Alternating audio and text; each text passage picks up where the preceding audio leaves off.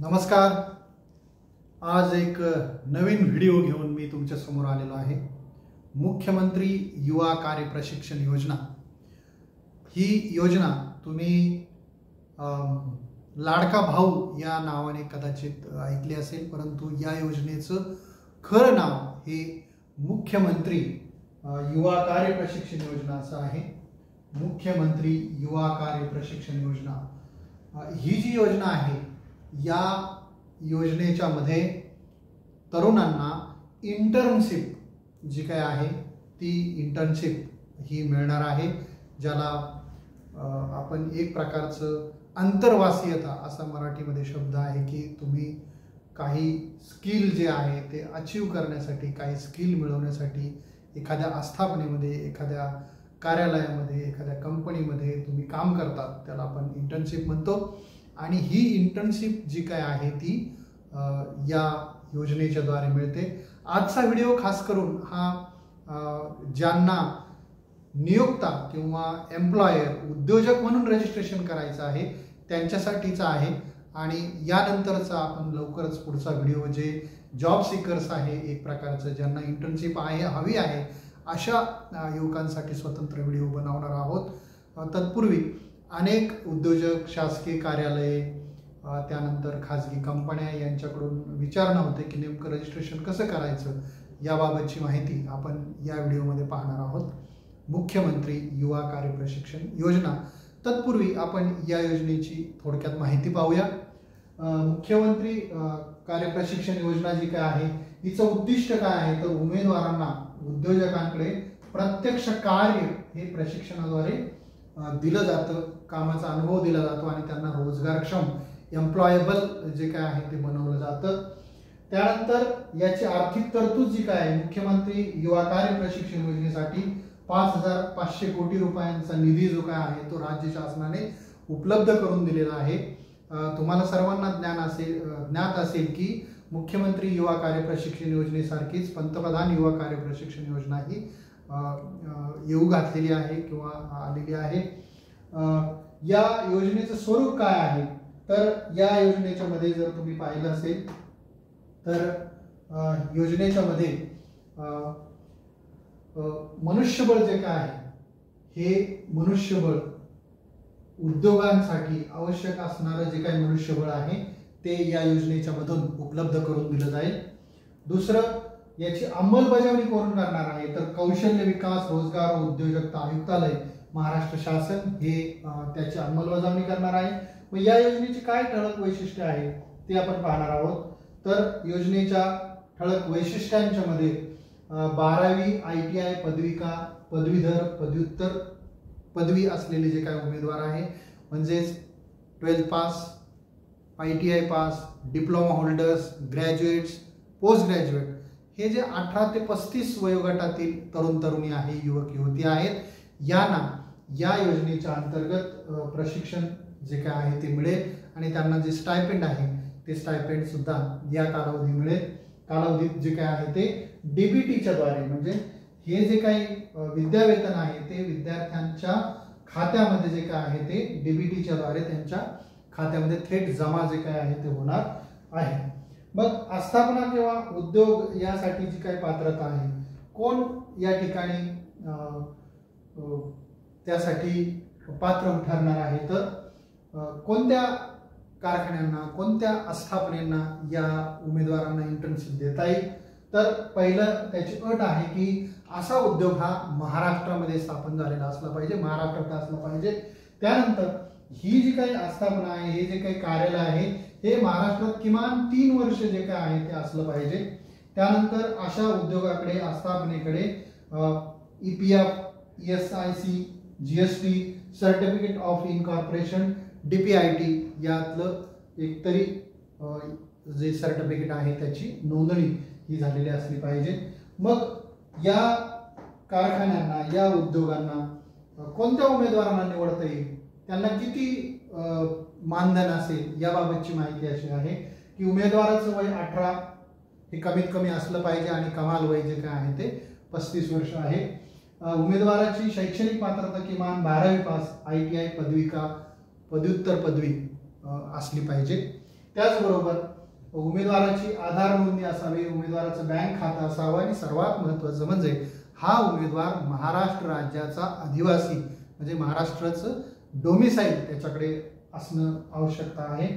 आणि 12वी पास उमेदवार असेल तर त्याला 6,000 रुपये विद्यावेतन मिळणार आहे.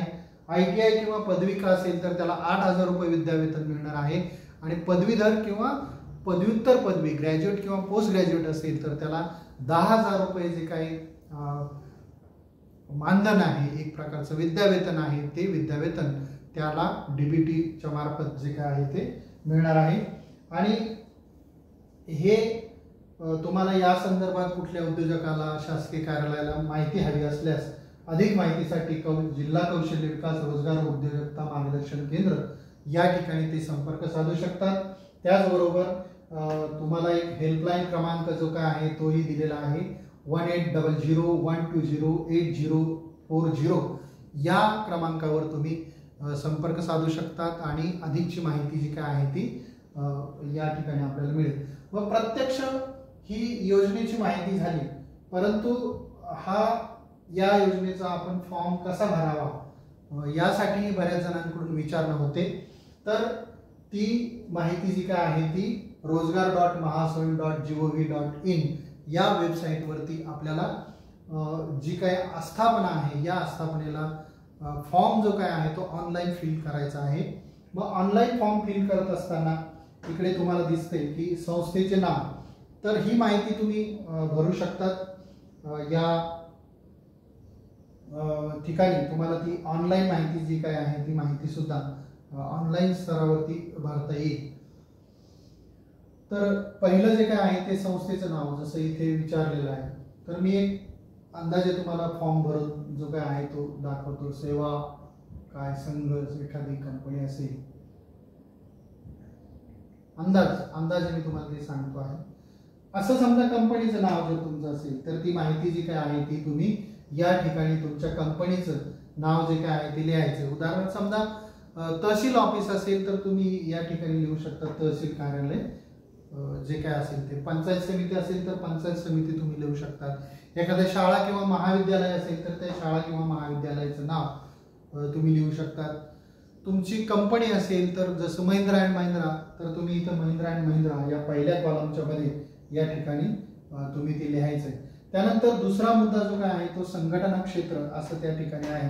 मग संघटना क्षेत्र जे काय आहे ते तुम्हाला या ठिकाणी क्लिक करून निवडता येईल. ते प्रायव्हेट आहे की गव्हर्नमेंट.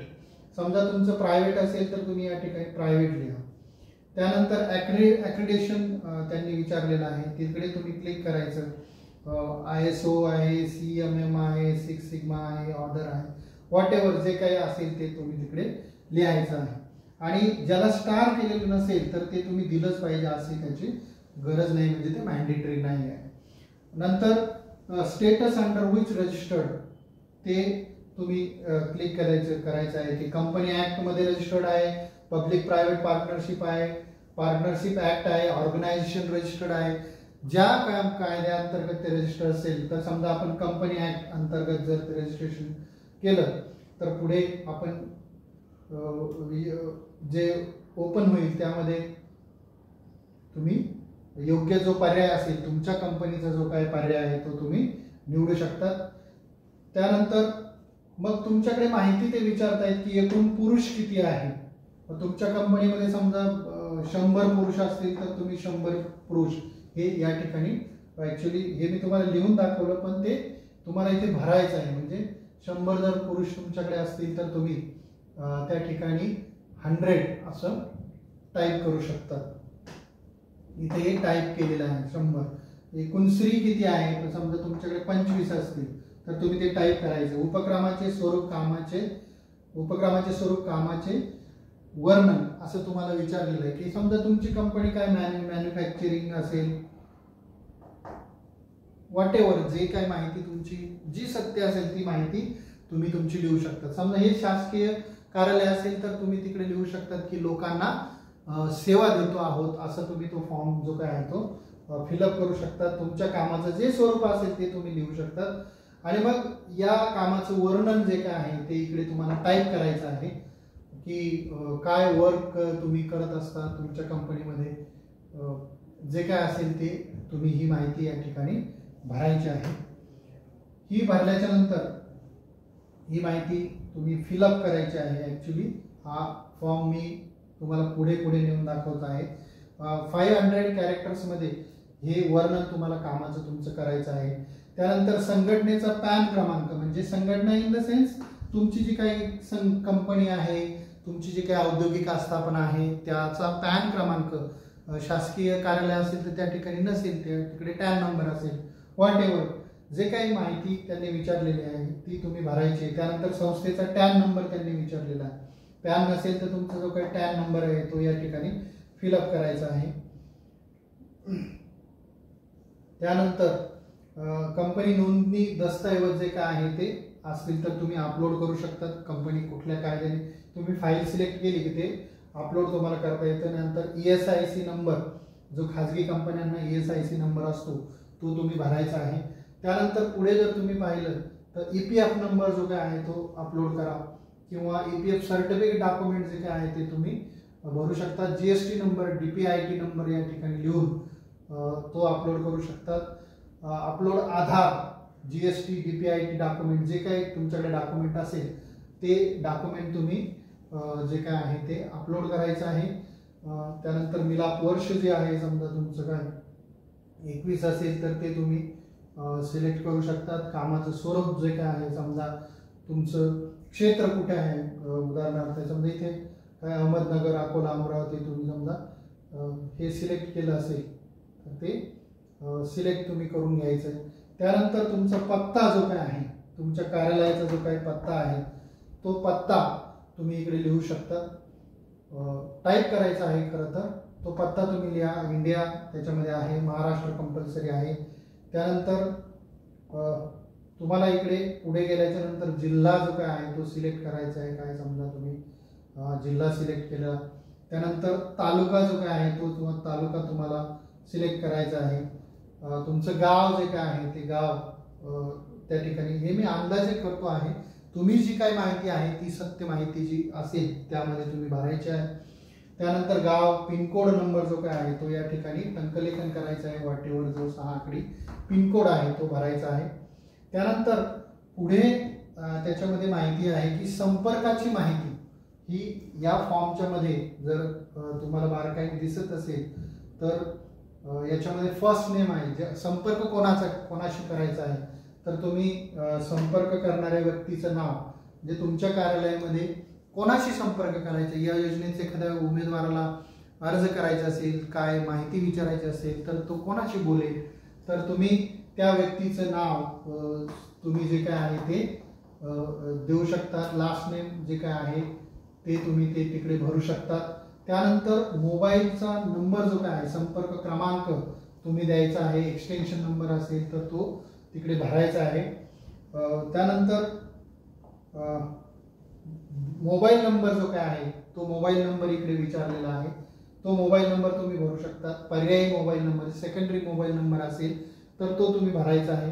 त्यानंतर तुमच्या औद्योगिक आस्थापनेचा ईमेल जो काय आहे तो ईमेल, कंपनीचा ईमेल, संपर्क पद जे काय आहे त्या संपर्काच्या पदावरचा माणूस कोण आहे, सिनियर क्लर्क तुम्ही नेमलेला आहे, जनरल मॅनेजर नेमलेला आहे, HR मॅनेजर नेमलेला आहे, तर तो संपर्काचा जो काही पद आहे त्या माणसाचं पद तिकडे लिहा.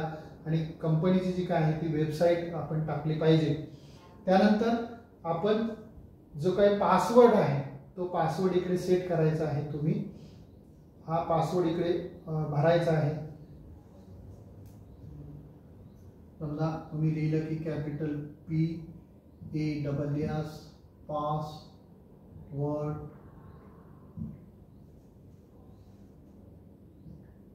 @123 असा पासवर्ड जो काय आहे, password should content minimum 8 and maximum 20 characters. कमीत कमी 8 आणि जास्तीत जास्त 24 कॅरेक्टर असले पाहिजे. त्यामध्ये एक कॅपिटल लेटर, एक नंबर आणि एक स्पेशल कॅरेक्टर जे काय आहे ते असलं पाहिजे. तो पुन्हा पासवर्ड जो काय आहे तो या ठिकाणी टाका आणि जो काही कॅप्चा असेल तो कॅप्चा भरा आणि खातं जे काय आहे ते तयार केलं की आपल्याला एक रजिस्ट्रेशन नंबर मिळतो आणि हा रजिस्ट्रेशन नंबर आपण पुन्हा जे काय आहे ते या नियोक्ताच्या ठिकाणी जे काय आहे ते इकडे जे काय आहे ते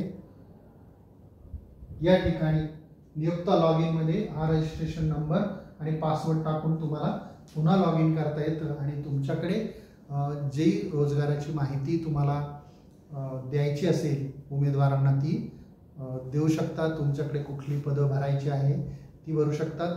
आपण हे लक्षात घेतलं पाहिजे की लघु उद्योग, स्टार्टअप्स, शासकीय कार्यालय, शाळा, महाविद्यालय या कुठल्याही स्वरूपाच्या उद्योगाला, नियोक्त्यांना, सरकारी कार्यालयांना, ग्रामपंचायतींना, पंचायत समितीला, जनसंपर्क कार्यालयांना, हॉटेल्सला, इंडस्ट्रीला, मोठ्या CA लोकांना ज्यांच्याकडे मोठ्या प्रमाणात माणसं काम करतात अशा कुठल्याही आस्थापनेला यामध्ये नाव नोंदवता येतं आणि त्यांच्याकडे इंटर्नशिप जी काय आहे ती दिली जाते. शासकीय कार्यालयांच्यामध्ये एकूण जी संख्या आहे आकृतीबंध त्या कार्यालयाचा त्याच्या 5% जे काय आहे ते इंटर्नशिप जे आहे ते नेमता येतील आणि जी खाजगी उत्पादक कंपन्या आहेत, प्रोडक्शन सेक्टर्स आहेत त्यांना 10% आणि सर्व्हिस सेक्टर जे आहे खाजगी स्वरूपातलं त्यांना 20% इंटर्नशिप म्हणून युवक युवतींना जे काय आहे ते काम देता येईल. तर अशी ही अतिशय उद्योगासाठी उद्योगस्नेही अशी योजना आहे आणि या उमेदवारांचे पैसे ज्याला आपण विद्यावेतन म्हणतो हे विद्यावेतन देण्याची जबाबदारी ही राज्य शासनाने स्वीकारलेली आहे. आपण फक्त या युवकांना चांगलं प्रशिक्षण द्यायचं आहे, त्यांना त्यांच्यामध्ये स्किल जे काय आहे ते स्किल निर्माण करायचं आहे आणि माझी सर्व उद्योजकांना विनंती आहे की शासनाने दिलेल्या मानधनापेक्षा आपण अधिकचं मानधन या युवकांना दिलं तरीसुद्धा चालू शकतं. बाकीचे जे त्यांची ठरलेली रक्कम आहे 6,000, 8,000, 10,000 ही रक्कम शासनाकडून DBT मार्फत त्यांच्या खात्यात थेट जमा होणार आहे. अशी ही उद्योगस्नेही उद्योगांच्या हिताची त्याचबरोबर युवकांच्या युवतींच्या हिताची अशी योजना आहे. आपण सर्वजण मिळून ती यशस्वी करूया. तोपर्यंत पुढच्या व्हिडिओमध्ये आपण बाकीची माहिती पाहू. तोपर्यंत नमस्कार, धन्यवाद.